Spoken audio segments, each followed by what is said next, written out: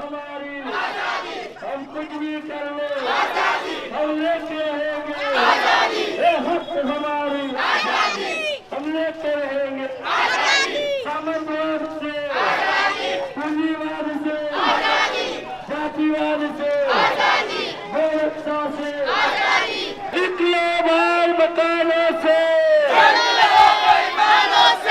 निकलो बाल मकानों से ये आजादी झूठी है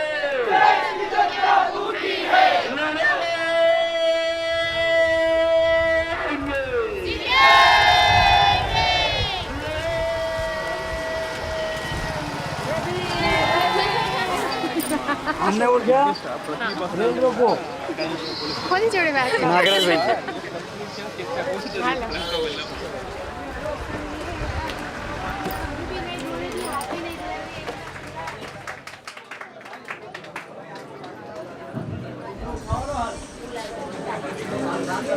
એક મિનિટ પહેલા હું સાલ ઓઢીશ પણ આ તમે બેનોના ઘૂંટા છોડાવો.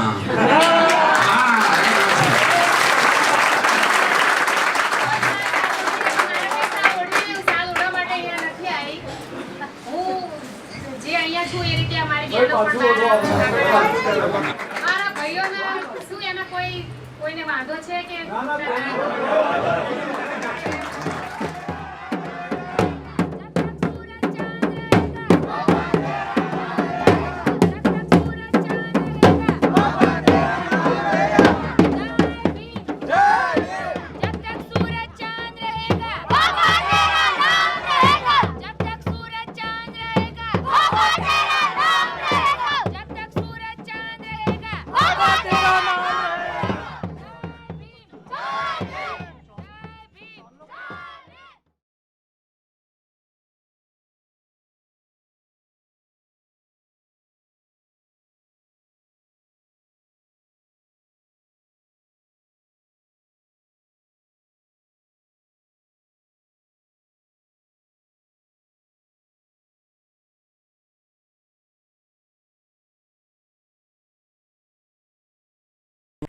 सदियों की गुलामी को कुचल डाला राम जी का बेटा भीमाई का लाला तोप ना बंदूक ना चलाया भाला तोप ना बंदूक ना चलाया भाला कलम से कमाल तूने कर डाला.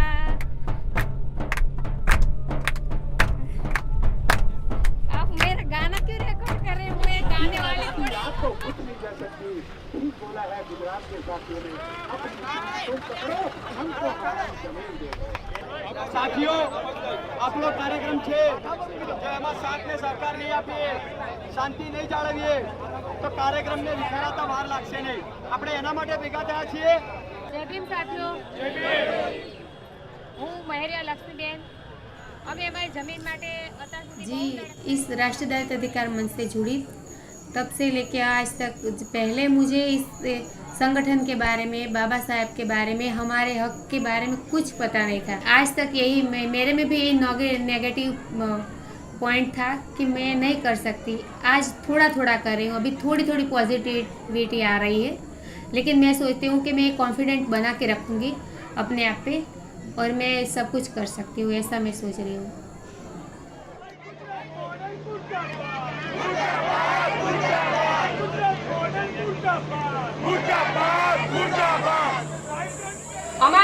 અમને તે 105 ખેડૂતોને જમીનો બહુ મળી છે પણ હજી કાગળ ઉપર જ મળી છે અને 10 વર્ષથી બધા સાહેબો જોડે અમારા બધા ભાઈઓ અને આદમી તો રોજ જાય બધી કચેરીમાં પગે લાગે સાહેબ અમને જમીન આપી ક્યારે ખેડવા જઈએ તમે કયો તા જઈએ એવું કહે કે ખરા. 1 વર્ષથી અમે 3-4 વખત અમે અમદાવાદના ચક્કાજામ કર્યા, રોડ રોક્યા, બાકી રહ્યું તે રાજધાની એક્સપ્રેસ પણ રોકી. અમારી પર બધે ગુનો પણ લાગુ થયો છે. અમે રોજ હવે અત્યારે દરરોજ એમની હાજરી ભરાવા જઈએ કે આ અમે નવીન કામ કર્યું તે હાજરી ભરાવા તૈયાર જ છીએ એટલે હાજરી ભરાઈએ છીએ પણ હજી અમને જમીન મળી નથી. પણ હવે આ યાત્રા પૂરી થાય એટલે અમે જીવીએ મરીએ પણ એ જમીન ઉપર ખેડવા જઈશું.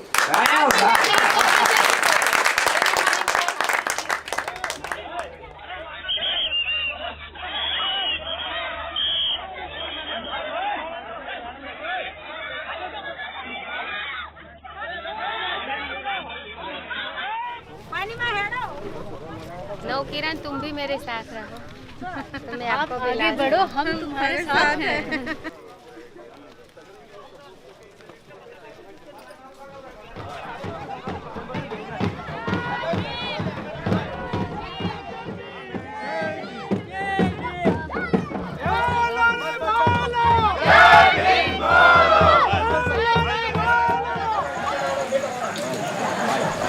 મને આ લોકોના જેમ બોલતા તો વધારે ફાવતું નથી, પણ તોય બે શબ્દો મારી રીતે હું કહું.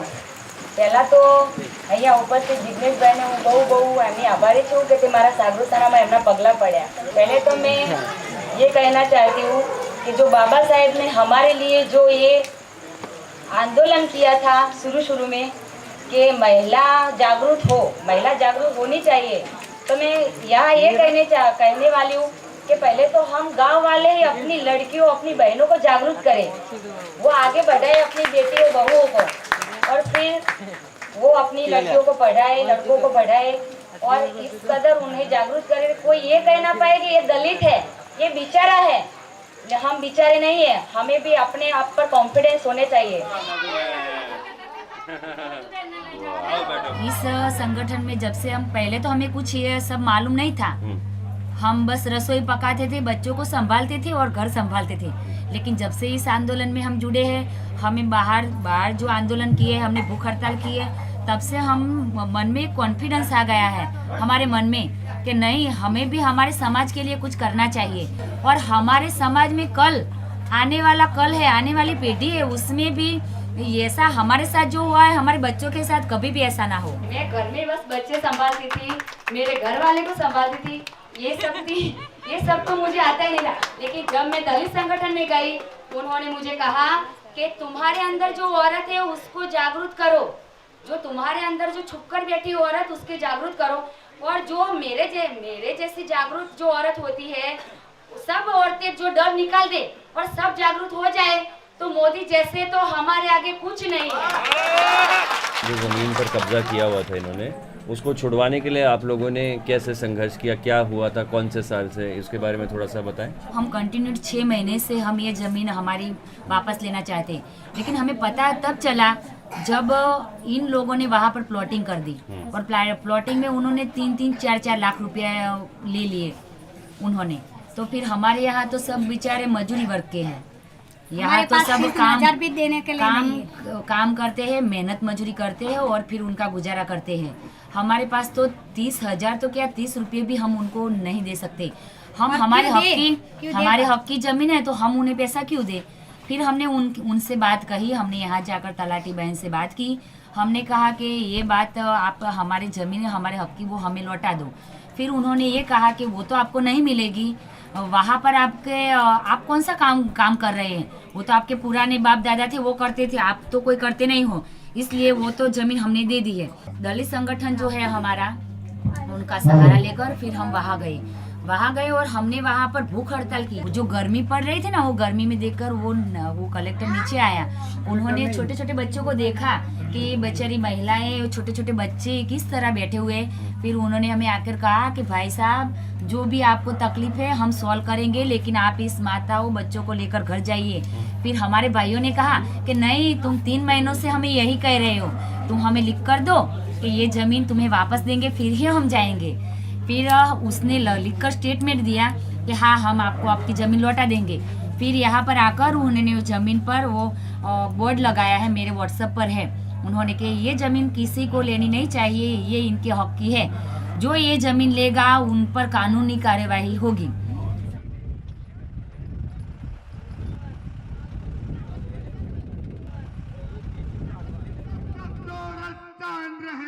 बाबा तेरा नाम रहेगा, तब तक सूरजचांद रहेगा.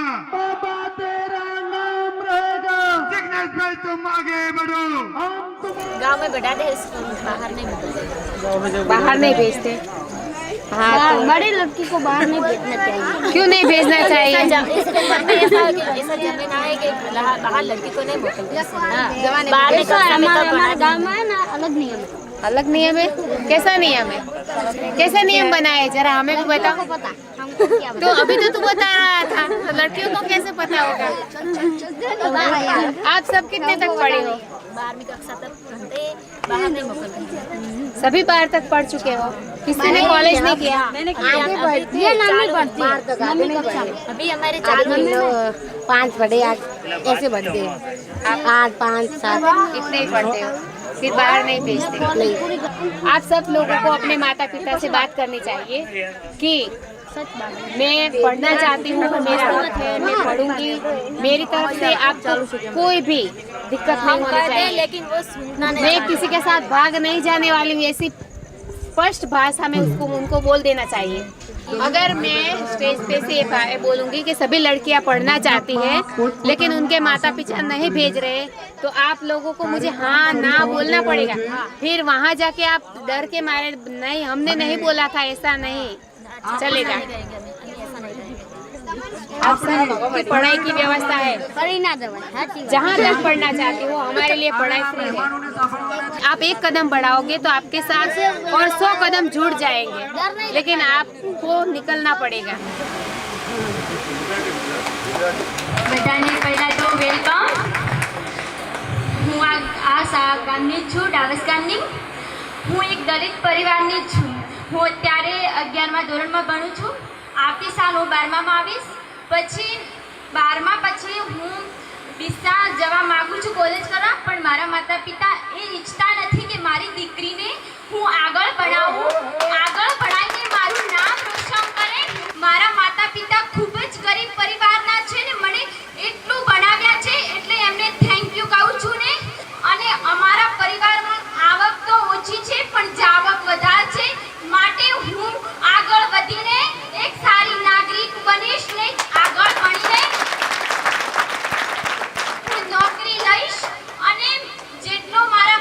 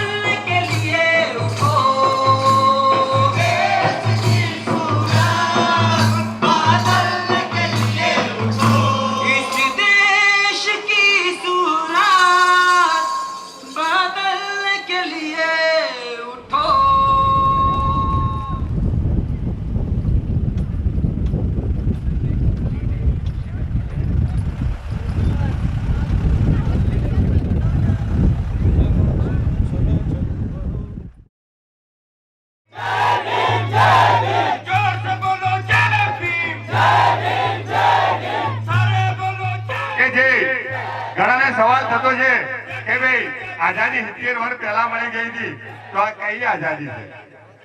તો આ આઝાદી એ છે ડોક્ટર બાબા સાહેબ આંબેડકરે જે બંધારણમાં માનવી અધિકારો આપ્યા છે, સમાનતાના અધિકારો આપ્યા છે, બંધુતાના અધિકારો આપ્યા છે, ભાઈચારાના અધિકારો આપ્યા છે, એ અધિકારોની આઝાદી માટેની આ યાત્રા છે. કારણ કે આપણાને 35 વર્ષ થી જે સાથળીની જમીનો કે જમીન ટોચ મર્યાદામાં જે જમીનો ફાળવી હોય અને એના કબજા આજ દિન સુધી આપણા લાભાર્થી ભાઈઓ પાસે ના હોય એ આપણા માટે એક દુઃખની બાબત છે.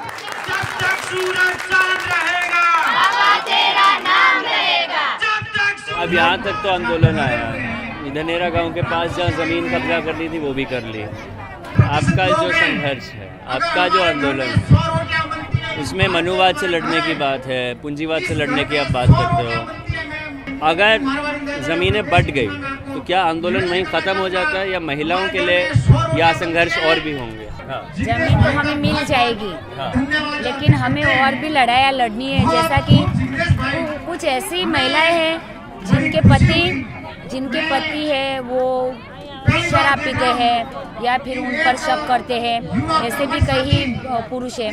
तो हमें पहले तो हमें उस महिलाओं को बताना है कि आप घर में आपके पति से बातचीत कीजिए, फिर आपके अंदर वो जागृति है वो बाहर निकालिए, आप अपने खातिर लड़िए.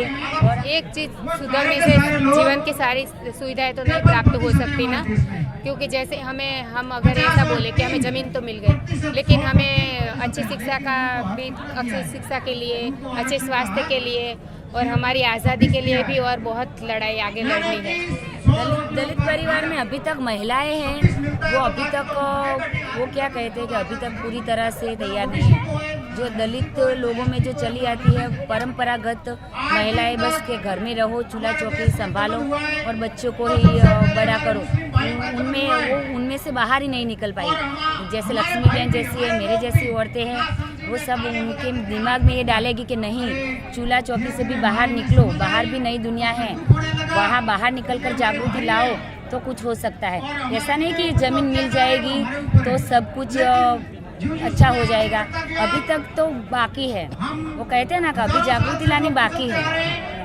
अभी तो ये अंगड़ाई है, आगे और लड़ाई है. तोड़ के बंधनों को देखो बहने आती है, ओ देखो लोगों देखो बहने आती है.